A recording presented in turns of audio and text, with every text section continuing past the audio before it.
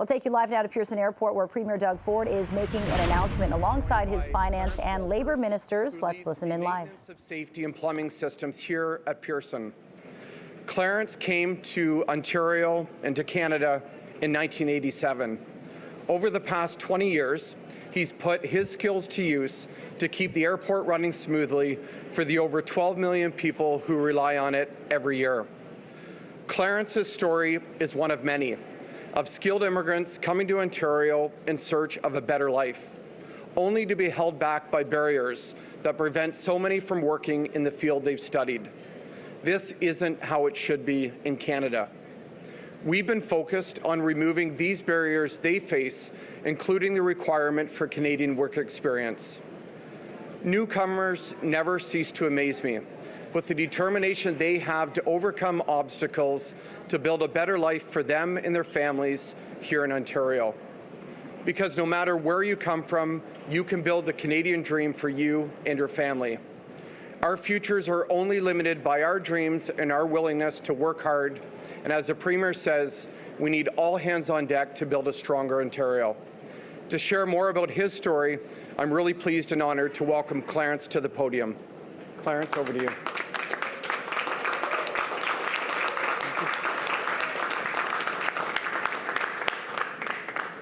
Thank you, Minister McNaughton.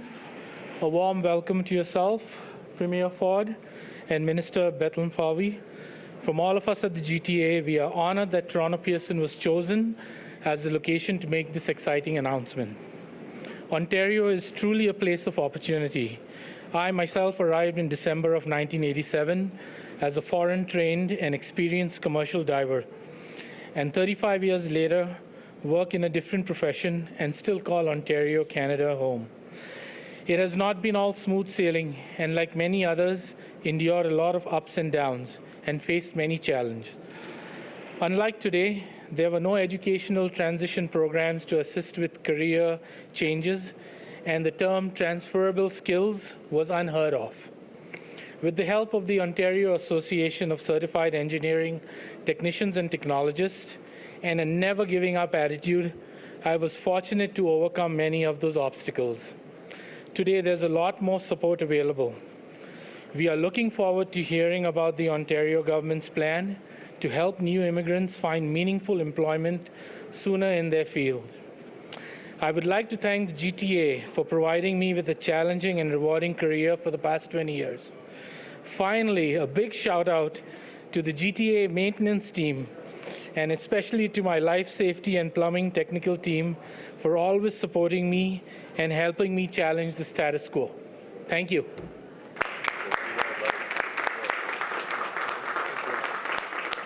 Great. Thank you so much, Clarence, for sharing that story and for everything you've done to build a better life here in Ontario for you and your family. It's now my pleasure to welcome our friend and our colleague, Minister Bethlen-Fowey, the Minister of Finance, to the podium. Well, thank you, Monty, and what a great story, Clarence. You know, you represent what is the dream for so many, and we're here today to talk more about making that dream reality and quicker. It's an honor always to be joined by my colleagues, all my caucus colleagues here today, as well as the Mayor of Mississauga, Monty McNaughton, the Minister of Labour, Immigration, Training and Skills Development. And again, I want to thank Clarence for sharing that incredible story with us. Truly an inspiration, an example of why so many people want to make Ontario their home. Now, last week, I had the honor of delivering our government's 2023 budget, Building a Strong Ontario. Our responsible and targeted approach to supporting Ontario families, workers, and businesses is a plan to attract investments and jobs to build Ontario's economy. It's a plan to build the roads, the hospitals, the schools, and the transit that we need faster. It's a plan to train the workers we need for the jobs of today and for tomorrow. And it's a plan that has a bright future for the people of Ontario, a future that includes more skilled immigrants. To build our historic infrastructure plan, we need more skilled workers. I'll repeat that. We need more skilled workers. And supporting and welcoming skilled newcomers, like my parents, to Ontario is a key part of our plan to address the labour shortage. As the child of Hungarian immigrants, refugees, in fact, I know firsthand about the importance of having an economy of opportunity and strong, growing communities that new families can call home. Our plan is building a strong Ontario, a province that is ready to welcome new immigrants. And we're here at Pearson. What better symbol of immigration and the gateway to Canada than Pearson Airport? A province where newcomers can hit the ground running and plan their routes so they can achieve the Ontario dream. Our government has the right plan, not just for today, but for future generations. And while responsibly balancing the budget 3 years ahead of schedule, which is so critical to future generations, not just today, so that our province remains resilient and stable for generations to come.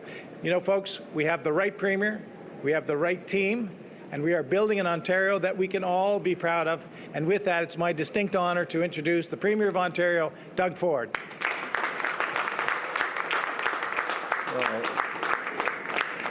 Well, good morning, everyone. And I have to tell Peter, thank you, but we have the right finance minister as well. What a great team. And Clarence, I have to tell you, what an amazing story. And folks, they were swapping stories before we came out. And like Deepak Anand came here in year 2000. Our MPP from Mississauga Malton was telling the story how he landed here, and it was pretty cold the day he landed.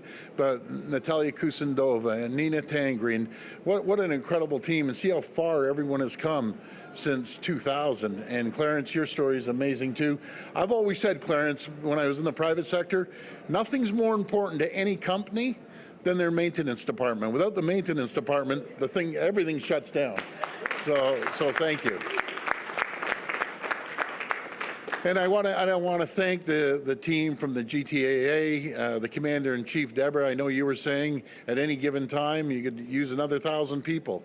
We have endless jobs, and it's great to be back here in Mississauga alongside Minister Bethlenfalvy, McNaughton, Mulrooney, and our local champions, Minister Tangri and Minister Rashid, and MPP Cazzetto, Anand, Kusendova, and Sabawe, and our great mayor, and she's a great mayor, Mayor Bonnie Crombie.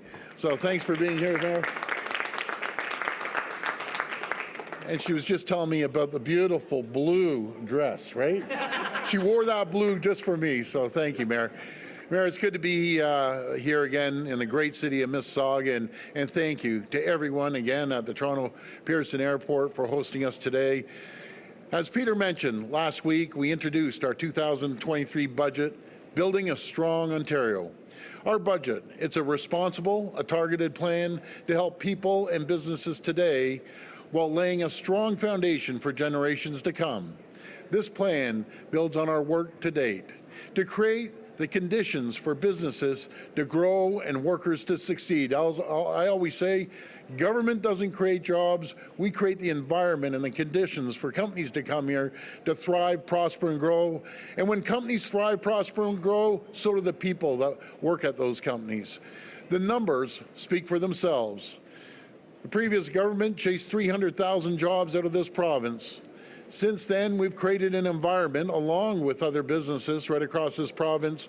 600,000 more people are working today than in 2018, and 300,000 jobs available in every sector. I know Monty and I kind of have this debate, 300 to 380,000, but we have a ton of jobs available in every sector. We continue to attract billions of dollars in new investments, including over $17 billion over the past 2 years in the auto sector alone.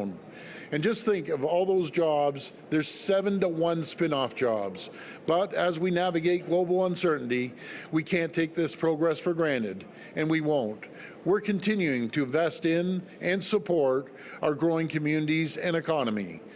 But my friends, as we continue to attract global investments, as we build Ontario, we're facing a historic labor shortage, with hundreds of thousands of jobs going unfilled each and every day. And as you've heard me say time and time again, we're going to need tens of thousands of new skilled construction workers to help build the factories, highways, homes, transit, schools, and hospitals our growing economy needs. We need more skilled workers, and we need them now. That's why we're investing $25 million over 3 years to make it easier and faster for skilled newcomers to come to Ontario. So folks, if you know any skilled workers, bring them here to Ontario and we'll make sure we expedite it through to help fill the jobs in the skilled trades and healthcare. This new investment will ensure Ontario is ready to welcome new skilled workers. As part of our doubling of the number of economic immigrants the province can select to a historic high of 18,000 by 2025. I know I've been going at the PM in a good way about saying we need more people, increase the volume, let us take the load off your back. So I want to thank them for helping us out, but we need a little more than 18,000 as well. And it will speed up processing times to ensure those coming to Ontario can start working in their professions quickly. Ontario has the jobs, the world has the talent. This investment and the increase in skilled workers from around the world is on top of the historic investments we're making to train the workforce of tomorrow. As part of our $1.5 billion skilled trade strategy, including a new $225 million investment to upgrade and build new training centers. My friends, whether it's upskilling workers through our skills development programs, attracting more young people into the skilled trades, or breaking down barriers to get more skilled newcomers into the province, we're leaving no stone unturned. It's all hands on deck. We have the right plan to build Ontario, and we're developing the right workforce to get it done. Now, later today, sorry for the long speech today, folks, but later today, this is going to be really important. My really good friend, Chrystia Freeland, will release the federal government's latest budget. This is an important time in the history of our country and province. We have a real opportunity to build an economy full of opportunity for workers and businesses, not only for today, but for generations to come. Realizing that opportunity, it requires that all levels of government work together. Just look at what we can accomplish when we all work together. When we have the municipalities working together in the province and the feds, we are unstoppable. Billions in game-changing investments that are putting Ontario and Canada back on the map as an automotive powerhouse, including the recent announcement that Volkswagen has chosen St. Thomas, Ontario as the new home of its first ever offshore battery plant, building on our success in attracting the Stellantis LG battery plant to Windsor. And there's still more news coming, folks. Or the recent healthcare funding deal that's helping provinces invest in the kind of convenient care that people need close to home. Not to mention the child care agreement and how we rolled out tens of millions of vaccines or negotiated the Safe Restart Agreement. Canada is a country that can do great things, that can do anything when we work together. So I'm calling on my friend Chrystia to work together to do great things with critical minerals in the Ring of Fire.